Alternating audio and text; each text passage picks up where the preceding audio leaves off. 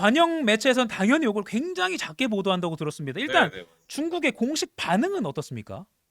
네, 일단 이 라이칭더의 당선 소식이 전해진 뒤에 한참 뒤에 이제 음. 중국 국무원 대만 사무실 판궁실이라는 데가 있는데요. 네. 여기서 논평을 냈습니다. 이게 한 2시간이 넘게 걸렸어요. 아. 보통은 이제 결과가 나오자마자 바로 발표를 하는데 음. 이 2시간 넘게 걸린 거 보니까 좀 고민을 좀 했던 것 같아요. 대만 사무 판공실이라는 곳은 이 중국 내에서 대만 문제를 담당하는 부서인데요. 음. 이 대변인 명의로 이렇게 말했습니다. 이 대만은 중국의 대만이다. 음. 또 중국 통일이라는 피할 수 없는 운명을 막지 못할 것이다. 어떻게 보면 수위가 좀 높습니다. 네. 예, 또 이번 선거 결과를 두고서는 민진당이 그러니까 대만이죠. 섬이라고 표현했습니다. 이 섬 안의 주류 민심을 대표하지 못한다는 점을 보여준다. 말을 음. 이렇게 했어요. 낮은 득표율 때문인가요? 네, 이 라이칭더 당선인의 득표율이 40.05%가 40% 정도잖아요. 네네. 이 우리나라의 국회의원격인 입법위원 선거도 이때 같이 치렀는데 이번에 과반에서 차지하지 못했습니다. 이 조금 전 그 양특파원이 말한 대로 그 예측이 딱 맞아 떨어졌죠. 네.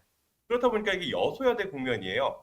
그래서 이런 상황을 살짝 비꼬면서 뭐 별거 아니다. 뭐 이런 식으로 평가를 한 것 같습니다. 음. 그러면서 이 라이칭더 당선인의 이 당선된 총통에 당선된 이 상황을 조금 깎아내리는 듯한 그런 표현을 썼습니다. 네. 그뿐만 아니라 이 중국 외교부도 여기에 1시간쯤 더 지나서 입장문을 냈는데요. 이 대만안의 형세가 어떻게 변하든 이 세계에는 오직 하나의 중국이 있고 이 대만은 중국의 일부라는 기본적인 사실은 바뀌지 않는다. 음. 예, 주로 계속 강조하는 거죠. 하나의 중국. 이게 대만은 원래 우리 거야. 선거 결과가 어떻든 달라지는 건 없어. 네. 알았지? 뭐 이런 표현인 거죠. 네. 그리고 어젯밤에 나온 소식인데요. 이 왕이 외교부장, 우리나라로 치면 이제 외교부 장관입니다. 네. 더 강력한 표현을 아 썼습니다. 세게 말했더라고요. 근데 엄청 세게 말했습니다. 이 이집트를 방문한 뒤에 가진 기자회견에서 이 대만 독립은 과거에도 불가능했고 음. 앞으로는 더더욱 불가능하다. 이렇게 말을 하면서 어. 대만 독립 시도는 영토를 분열하는 것이기 때문에 역사적으로도 법적으로도 처벌받을 것이다. 이렇게까지 말을 했습니다. 네. 그리고 뭐 네. 소셜 미디어에서는 아예 선거 관련된 뭐 그런 게 검색이 잘 안 된다면서요?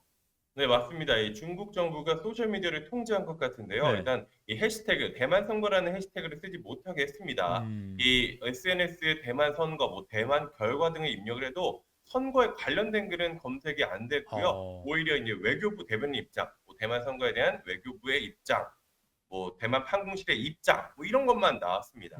또 음. 특히 이 관영 매체들 이 대만 선거 관련 기사를 찾아볼 수가 없었습니다. 거의 안 보이더라고요. 네. 이런 입장만 보이고요. 이게 뭐 원래부터 관심이 없어서 안 쓰는 건지 아니면 뭐 관심은 있는데 이제 일부러 이러는 건지 이거는 뭐 제가 직접 말씀드리진 않겠습니다. 네. 또 이제 중국에서 활동을 계속 해야 되니깐요. 알겠습니다. 자 그럼 라이칭더 취임하기 전까지 이제 대만에 중국이 군사적인 뭐 압박을 할 수 있다. 아까 양채너 특파원도 분석을 해 줬는데 중국 내에서는 좀 어떻게 보고 있습니까? 뭐 도발을 구체적으로 한다면 그 시점이나 뭐 규모나 이런 게 좀 뭐 예측이라도 나온 게 있어요? 일단 사실 우리나라나 뭐 미국, 일본 이런 우방국들이 대만 총통 선거 결과에서 신경을 곤두세우는 것도 이런 군사적인 움직임이 있을지 모른다는 그런 네. 것 때문이겠죠. 네. 이 당선은 그제 13일이죠. 13일이 됐지만 취임식이 아직 많이 남았습니다. 오는 5월 20일에 하는데요. 한 뭐 넉 달 남았죠. 네. 그때까지 이제 중국이 라이칭더 당선인에 대해서 이른바 길들이기에 나서는 게 아니냐 이런 게 이제 음. 전문가들의 분석입니다. 네. 사실 선거 직전까지도 대만을 계속 압박해 왔는데요. 김장감을 조성해서 라이칭더 이 당시 후보에게는 불리한 상황을 만들려는 목적이었겠죠. 네. 뭐 예전에 뭐 우리나라에도 이제 북풍, 이 북한이 이제 선거철에 음. 뭔가 액션을 취하는 게 있었잖아요. 여기도 뭐 중풍이라고 해야 할지 이 아하. 선거 전날에도 이 중국 인민해방군 군용기 8대와 군함 6척이 대만 주변에서 포착됐습니다. 네. 코앞에까지 온 거예요. 위협적이죠. 또 이 정찰 풍선, 이 중국은 과학 연구용이라고는 하지만 이달 들어서 거의 하루도 빠짐없이 이 대만 상공에서 관측이 됐습니다. 어허. 심지어는 지난 9일에 중국이 인공위성을 쐈는데 이때 대만 국방부가 방공 경보를 발령하면서 네. 대만 전역이 발칵 뒤집히기도 했습니다.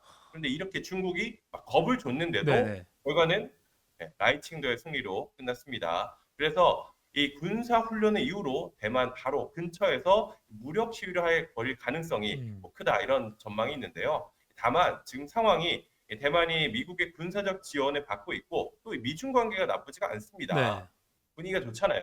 그렇기 때문에 실질적으로 이제 군사적인 충돌이 일어나긴 쉽지 않다는 게 대체적인 아, 시각이고요. 그래요? 특히 중국은 이 대만 문제를 계속 중국의 내정, 우리 나라 안에서 벌어지는 거니까 신경 쓰지 마. 음. 이런 입장을 취하고 있기 때문에 오히려 이게 국제적으로 좀 무력 충돌이 발생해서 이슈화가 되는 거를 원치 않을 거라는 그런 분석도 있습니다. 아. 오히려 이 군사적인 측면보다는 경제적으로 좀 압박해서 대만을 괴롭히는 게 아니냐 이런 전망이 보이는 음. 상황입니다. 그리고 이제 미국 정부나 일본 정부가 라이칭더 당선인에게 당선 축하한다라는 메시지를 보낸 거에 대해서도 중국 정부가 발끈했다는 소식도 있고, 저희 마지막 질문 드릴게요. 이제 라이칭더의 당선으로 그럼 미중 갈등이 더 깊어질 것인가? 아니면 뭐 라이칭더가 약간의 유화 제스처를 취할 수 있다는 분석도 아까 조금 양특파원이 하긴 했지만, 네. 이건 예측의 영역이긴 합니다만, 중국 내에서 분석은 좀 어떤가요? 미중 갈등을 빗대어 보면 그 상황을 볼 때 어떻게 될까요, 이게?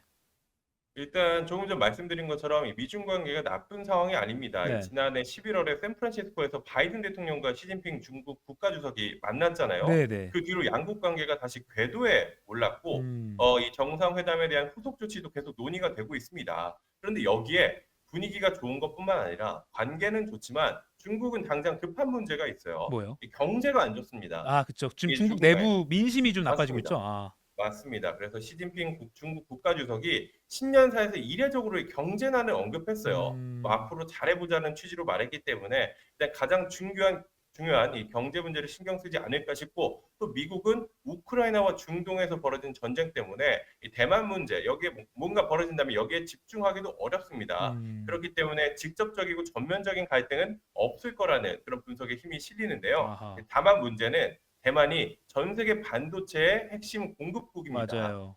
예, 세계 최대 반도체 위탁 생산 기업인 이 TSMC도 있고요. 그래서 이 양안 갈등, 중국과 대만의 갈등이 고조되면서 만약에 중국이 대만에 대한 이 경제 봉쇄, 네. 뭔가 대만이 활동을 할 수 없게 만든다면 이 가뜩이나 어려움을 겪는 이 세계 경제에 악영향을 미치는 게 아니냐 이런 전망이 나옵니다. 그렇기 때문에 우리나라도 반도체가 중요한 우리나라도 뭔가 준비를 해야 되는 그런 상황으로 보입니다. 예. 그러니까 이제 이게 참 정치 외교 영역뿐만 아니라 반도체 업계도 이 엊그제 총통 선거 결과를 주목할 수밖에 없는 이유가 그런 반도체 산업에서 대만이 세계의 차지하는 비중이 워낙 크기 때문에 그것도 한번 좀 살펴봐야 네. 될 것 같습니다.